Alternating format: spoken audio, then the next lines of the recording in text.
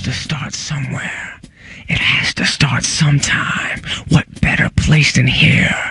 What better time than now? Dans ce tutoriel, nous allons apprendre à nous servir de la barre d'outils propriété. Nous allons donc l'activer, un clic droit sur une icône, et nous allons venir chercher ici, propriété. Je prends donc mes propriétés et je les mets ici. Je vais dessiner un rectangle comme ceci, et nous allons voir les différentes propriétés. Propriété numéro 1, les couleurs. Donc ici, il y a marqué du calque.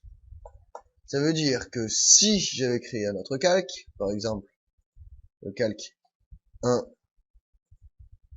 en rouge, si mon objet est dans le calque 0 qui est un calque noir, mon objet, on l'a vu, sera noir. Si je le mets dans le calque 1, mon objet prendra la couleur du calque 1. Mais je peux aussi forcer la couleur de l'objet, c'est-à-dire le mettre dans une autre couleur. Par exemple, ici je vais le mettre en bleu. Donc mon objet est bien dans le calque 1, mais j'ai forcé la couleur pour qu'il soit bleu. Et donc il apparaît bleu à l'écran. Pourtant il est bien dans le calque 1. Donc ici, sans problème, je peux venir choisir la couleur de n'importe quel objet, ou alors choisir de faire en sorte qu'il prenne la couleur du calque. Ensuite, ici, nous avons les types de lignes. Donc par défaut, nous avons juste du calque, du bloc et continuous, mais on peut venir choisir un autre type de ligne. Donc par exemple, je vais faire charger et je vais prendre par exemple celui-ci. ACAD ISO 03W100. OK. À nouveau ici. OK. Si je sélectionne mon objet, je peux faire en sorte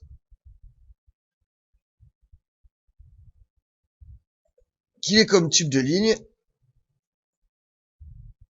ACAD 3W100. Et ensuite, nous avons les épaisseurs. Donc là, la même couleur que pour les couleurs, j'ai du calque. Ou alors sinon, je peux venir choisir une épaisseur. Par exemple, 0,50. Donc là, à l'écran, on ne voit pas les épaisseurs de ma polyligne. Tout simplement parce que ici, il faut ajouter l'icône pour montrer l'épaisseur des polylignes. Alors pour ce faire, je viens cliquer ici. Et là, ici, j'ai épaisseur de ligne. Donc à ce moment-là, j'ai ce petit symbole qui vient s'afficher. Si je clique dessus, hop, j'active l'épaisseur de ligne et on voit prendre son épaisseur à l'écran. Il existe une deuxième manière de modifier les propriétés d'un objet, c'est de passer par la palette des propriétés. Alors, pour l'activer, c'est CTRL 1. On peut aussi passer par là. Outils, palette, propriétés. Et on voit ici CTRL 1. Il faut faire attention, le 1 en question n'est pas celui du clavier numérique, mais le 1 qu'il y a au-dessus de la lettre A. Alors, voyons ensemble les propriétés d'un objet. Alors, je vais sélectionner ma polyligne et nous allons voir ensemble. Alors, premièrement, ici, il y a le type d'objet, en l'occurrence une polyligne. Il faut savoir que dans AutoCAD, un rectangle est une polyligne. Ensuite, nous avons la couleur. Donc là, j'ai couleur du calque. Si je viens choisir une autre couleur ici, par exemple bleu, on voit que l'objet modifie, qu'on modifie tout de suite la couleur de l'objet. Et on voit ici, dans les propriétés, que la couleur a été modifiée. Donc, si j'agis ici ou ici, le résultat sera exactement le même. Ensuite, ici, nous avons le calque. Donc là, actuellement, mon objet est sur calque 1. Je peux venir ici, cliquer sur calque 0, et on voit que, automatiquement, ici, dans ma liste de calques, le calque est mis à jour. 0, 1. Ensuite, ici, j'ai le type de ligne. Donc là, actuellement, j'ai le type de ligne, donc ACAD ISO 3W100. Je peux venir modifier directement ici. Le type de ligne, par exemple, prendre du calque. Et on voit qu'à ce moment-là, c'est aussi modifié là-haut. Tac. Donc là, je vais à nouveau mettre ACAD ISO 03W100, W100. Et ici, nous avons de la même manière l'épaisseur du type de ligne on voit qu'elle peut être modifiée en temps réel, et on voit que si je la modifie, par exemple si je mets sur 0,35, on voit qu'elle est modifiée aussi là-haut. Ensuite, j'ai donc la transparence qui me permet de régler l'opacité de mon objet. Donc, par défaut, elle est sur 0, mais je peux rentrer une valeur qui va de 1 à 90 et qui sera donc en pourcent. Donc, si je mets 90, hop, l'objet sera quasiment transparent, quasiment invisible. Et si je mets 0, l'objet sera parfaitement opaque. J'ai oublié de vous parler de l'échelle du type de ligne. Donc, si je mets une échelle 2 fois plus petite, donc 0,5, par exemple, on va voir que mes traits, à chaque fois, mon motif sera 2 fois plus petit. Donc, si je mets 0,5, pardon, comme ceci, 1, échelle du type de ligne 0,5, hop, on voit que les traits sont 2 fois plus resserrés. Et si je mets au contraire 2, hop, on voit que les traits seraient 2 fois plus écartés. Je reprends comme valeur 1. Hop, et je vais remettre par défaut sur 1. Je resélectionne mon objet.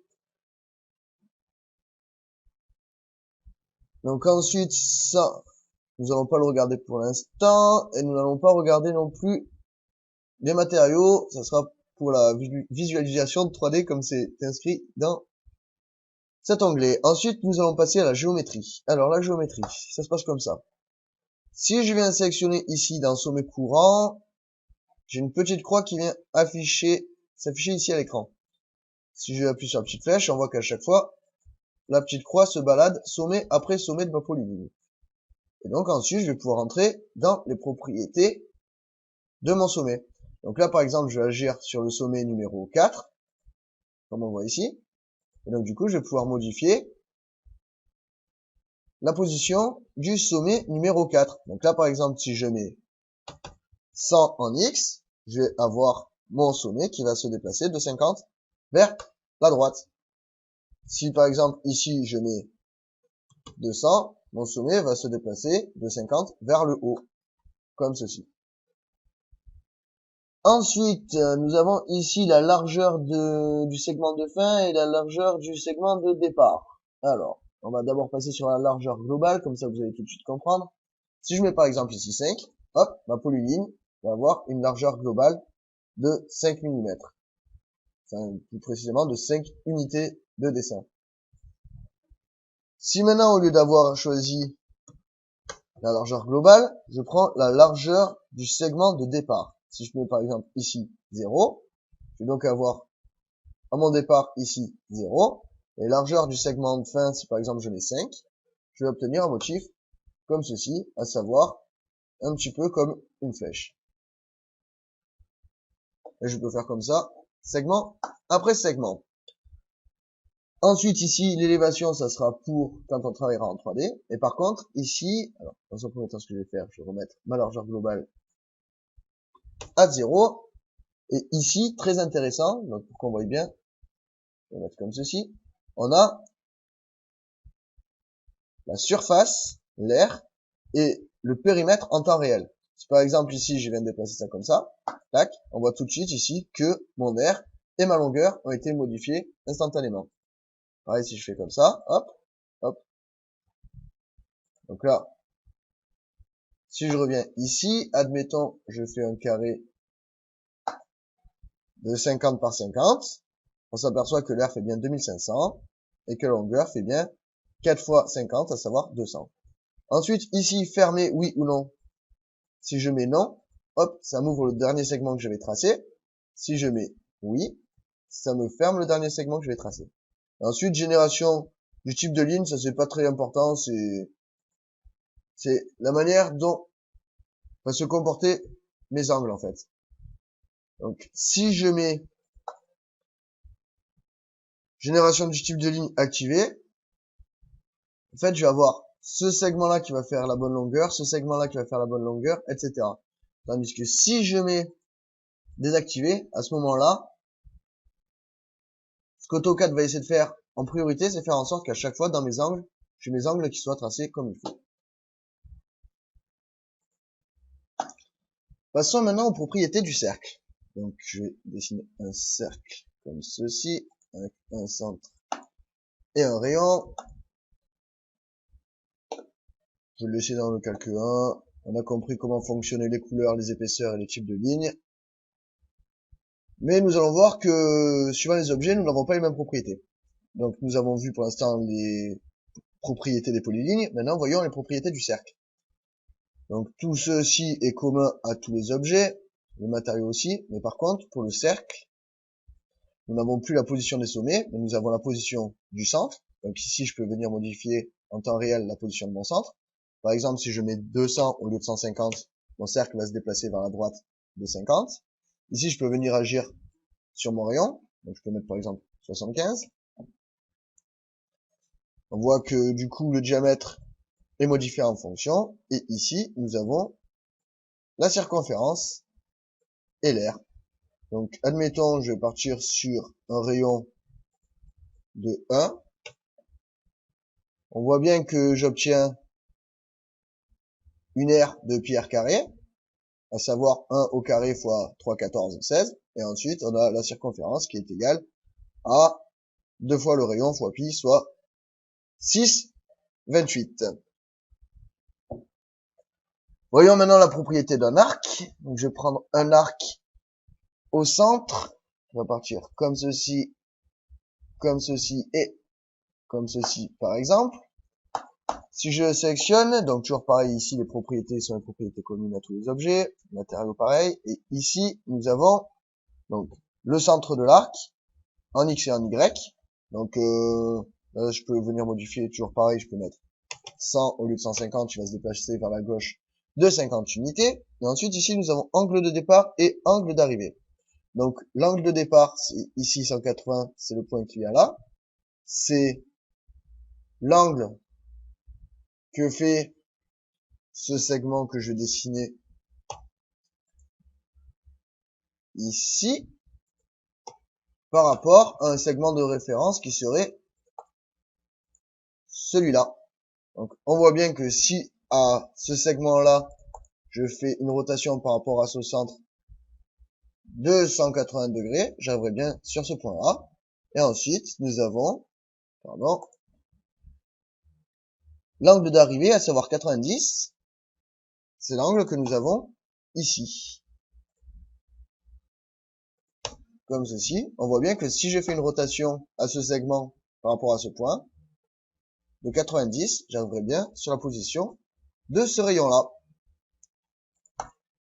Ensuite, nous avons la longueur de l'arc et l'aire de l'arc. Alors, l'aire, concrètement, ça sera l'aire qu'il y aura sans ce quart de camembert qui est ici. Ça sera l'aire de toute la surface que nous avons là. Et en dernier, voyons la propriété d'un point. Donc si je viens choisir ici point, que je le pose par exemple ici, je sors de mes points avec échappe. Encore une fois, si je viens dans format style de point, je peux modifier l'apparence de mon point comme ceci. Par exemple 2% d'affichage. Ok, donc là j'ai mon point qui s'affiche. Si je le sélectionne comme ceci, on voit ici dans les propriétés, position X, position Y, puis le cas échéant, position Z pour quand on travaille en 3D. Donc si j'ai envie de le déplacer, si par exemple ici, au lieu de mettre 100, je mets, je sais pas moi, 200, on voit bien que mon point se déplace de 100 vers la droite. Voilà, c'est tout pour les propriétés et pour les calques. On passe juste après aux annotations.